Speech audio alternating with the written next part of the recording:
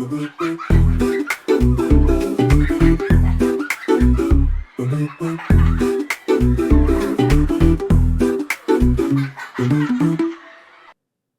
adik-adik, selamat pagi, selamat siang, selamat sore, selamat malam, dimanapun adik-adik berada, kapanpun adik-adik menonton video ini, puji syukur pada Tuhan jika kita bisa ada dalam keadaan yang baik, terlebih jika kita di sini bisa beribadah, memuji membesarkan nama Tuhan, mendengarkan firman Tuhan, ini semua karena berkat Tuhan, penyertaan Tuhan yang baik buat kita semua.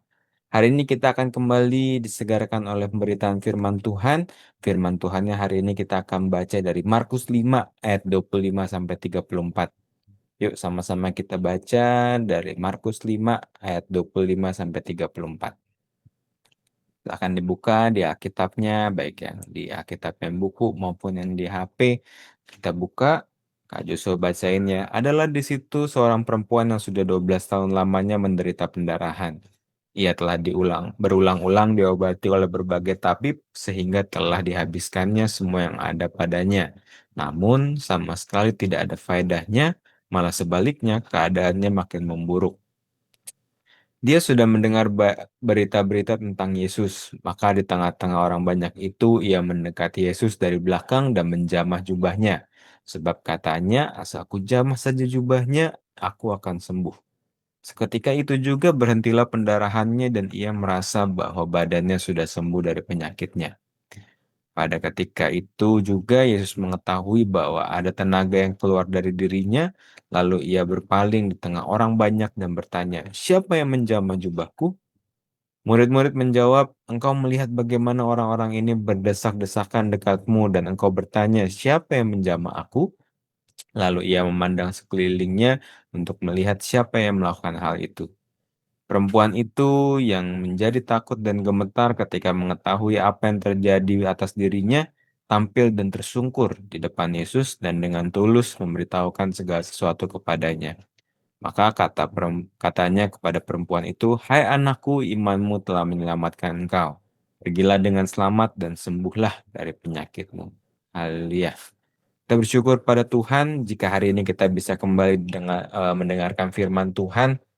Kita mau belajar tentang bagaimana perempuan yang sakit pendarahan ini mendengarkan firman Tuhan lalu percaya. Jadi judulnya kita hari ini adalah mendengar firman lalu percaya.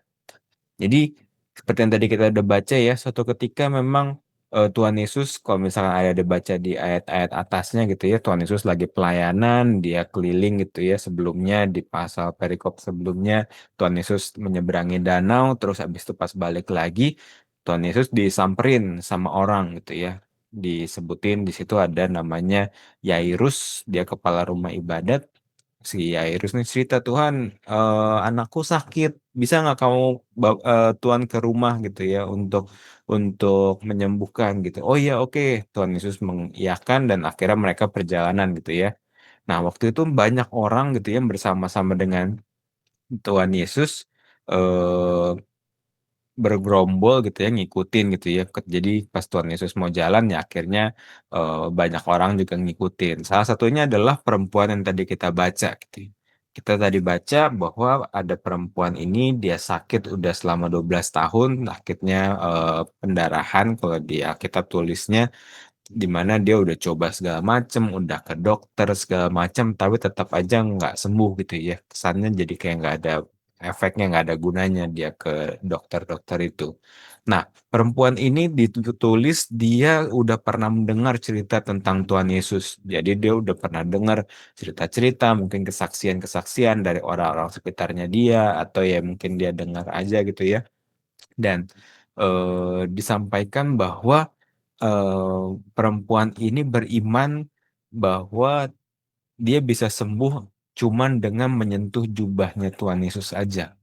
Jadi dia percaya Tuhan Yesus itu maha kuasa, bahkan cukup dengan megang jubahnya aja aku bakal sembuh. Dan akhirnya benar seperti yang tadi kita baca ya, akhirnya memang pas si perempuan ini jamah jubahnya dia merasakan dirinya sembuh gitu ya. Dia sembuh, sesuai dengan apa yang dia percayai. Dari sini kita belajar adik-adik bahwa penting tuh untuk kita memiliki iman yang kuat, yang teguh kepada Tuhan Yesus. Tadi disampaikan, Tuhan Yesus sampaikan gitu ya di poin terakhir di ayat 34, "Hai anakku, imanmu telah menyelamatkan engkau." Jadi karena iman, maka perempuan ini diselamatkan, dia disembuhkan dari sakit penyakitnya dia. Gimana nih kira-kira menurut adik-adik, gimana kok bisa sih perempuan ini memiliki iman yang seperti ini, yang sehebat ini? Tadi kita udah lihat bahwa murid ini mendengarkan cerita tentang Tuhan Yesus. Jadi dari firman, dari cerita yang dia dengar, dia mengenal siapa Tuhan Yesus dan dia tumbuh iman percayanya kepada Tuhan Yesus, percaya bahwa Tuhan Yesus itu Maha Kuasa.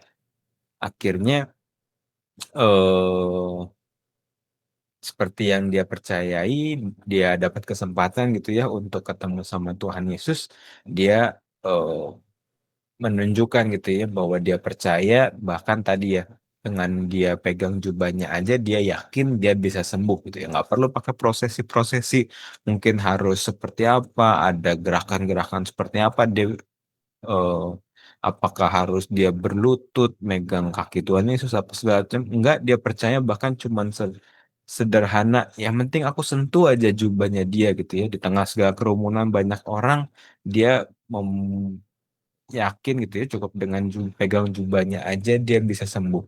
Dan bersyukur pada Tuhan itu beneran kejadian, dia sembuh, dia menerima kuasa daripada Tuhan Yesus.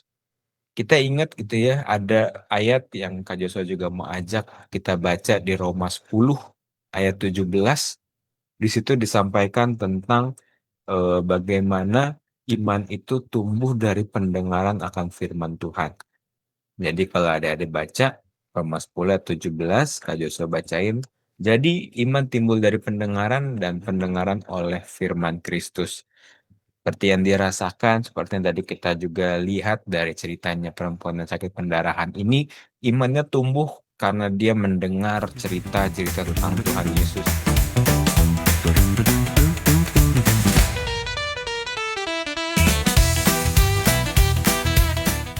Jadi kita belajar bahwa dengan kita mendengarkan firman Tuhan, kita bisa kembali dikuatkan oleh iman kita, kepercayaan kita kepada Tuhan Yesus. Tapi jangan sampai lupa. Mungkin adik-adik ingat ya, ada perumpamaan tentang penabur yang adik-adik ingat nggak? Jadi ada bibit, ada benih yang ditaruh di tanah yang berbatu, tanah yang ada semak berdurinya, ada yang di tanah yang kering, ada juga yang di tanah yang subur gitu ya. Itu dengan pengertiannya masing-masing. Nanti ada bisa baca detailnya di Matius 13 ayat 1 sampai 23. Di situ diceritakan gitu ya bahwa penting buat kita nggak cuman sekedar firman Tuhan itu kita dengar, mungkin ada dengar di ibadah sekolah minggu, mungkin ada dengar bisa jadi di YouTube sekarang, atau ada mungkin dengar di mungkin ada nonton-nonton video yang lain gitu ya, atau dari mau papa, dari buku yang ada baca. Kita harus ingat, kita nggak boleh lupa bahwa kita juga harus memberikan tanah yang baik. Tanah yang baik apa? Kita memberikan hati kita untuk sungguh-sungguh mendengarkan, sungguh-sungguh memahami, mempelajari, sungguh-sungguh melakukan apa yang Tuhan Yesus perintahkan. Jadi kita nggak boleh lupa bahwa pentingnya untuk mendengarkan firman Tuhan. Ada mungkin dengar dari ibadah, ada juga bisa baca sendiri di Alkitab, dan yang ada harus ingat juga tentang bagaimana kita mengikuti, meyakini eh, firman Tuhan itu, kita memberikan tanah yang subur supaya tadi tuh benih firman Tuhan yang ditanamkan bisa bertumbuh, bisa berakar, bisa berbuah dalam hidup adik-adik, dalam hidupnya Kak Joshua. Mungkin kalau misalkan tadi ya, mungkin perempuan ini butuh waktu gitu ya, 12 tahun untuk mengalami sakit penyakitnya gitu ya. Butuh waktu 12 tahun dan akhirnya dapat kesempatan gitu ya, ketika Tuhan Yesus emang pas lagi lewat, dia bisa dapat kesempatan untuk ketemu dengan Tuhan Yesus, sehingga dia bisa sembuh gitu ya. Dia bisa sembuh. Mungkin pas zaman itu kayaknya jadi tantangan tersendiri gitu ya untuk kita bisa menikmati kuasanya Tuhan karena Tuhan Yesus mungkin sebagai manusia dia terbatas dengan ruang dan waktu. Tapi kita bersyukur pada Tuhan karena Tuhan Yesus dia kita tahu gitu ya kelanjutannya Tuhan Yesus mati di salib, dia bangkit pada hari yang ketiga dan dia naik ke surga supaya Roh Kudus itu turun gitu ya untuk menjadi penolong buat kita. Efeknya apa? Manfaatnya apa? Seperti yang diperintahkan firman Tuhan, dengan ada Roh Kudus kita bisa menghampiri Tuhan, kita bisa bersekutu dengan Tuhan kapanpun dimanapun kita memerlukan gitu ya. Kita belajar firman Tuhan dengan sungguh-sungguh tadi supaya iman kita bertumbuh dan di saat kita mungkin menghadapi tantangan, di saat kita mungkin membutuhkan pertolongan Tuhan, kita bisa meminta kepada Tuhan Yesus melalui doa-doa kita dimanapun ada berada, kapanpun ada berada. Itu firman Tuhannya pada eh, saat ini, pada kali ini, biarlah firman-Nya bisa menjadi kekuatan buat adik-adik, menjadi kekuatan juga buat Kak Joshua. Ayat hafalan kita, tadi kita bisa hafalin Roma 10 ayat 17 ya, tentang bagaimana firman itu eh, membuat iman kita bertumbuh, iman timbul dari pendengaran akan firman Tuhan. Kembali Kak Joshua ingetin, Kak Joshua rangkum, dan supaya kita bisa semakin rajin, adik-adik bisa semakin rajin untuk mendengarkan firman Tuhan, untuk membaca firman Tuhan. Biar apa? Biar imannya tumbuh, biar imannya itu semakin berakar, berbuah, tanam baik dalam hati kita, dalam hidup kita. Adik-adik bisa mengenal siapa Tuhan Yesus, siapa Tuhan yang Maha Kuasa.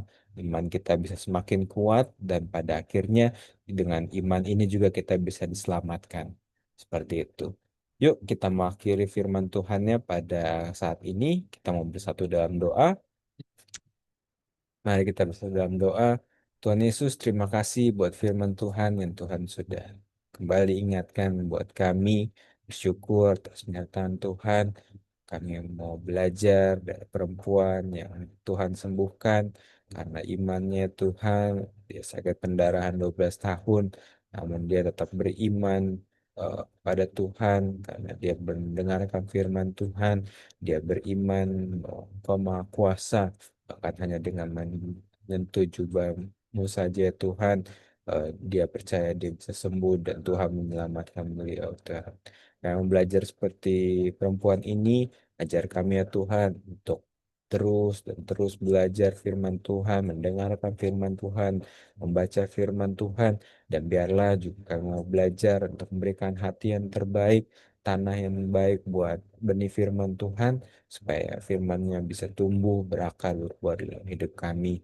Ajar kami untuk bisa mengingat, menghafal, dan terpenting melakukan firman Tuhan ya Tuhan, dimanapun, kapanpun kami ada ya Tuhan Yesus. Terima kasih Tuhan Yesus, terima kasih. Ini menjadi doa kami ya Tuhan. Hanya dalam nama Tuhan Yesus, kami sudah berdoa dan mengucap syukur. Haleluya, haleluya. Amin. Sampai jumpa dari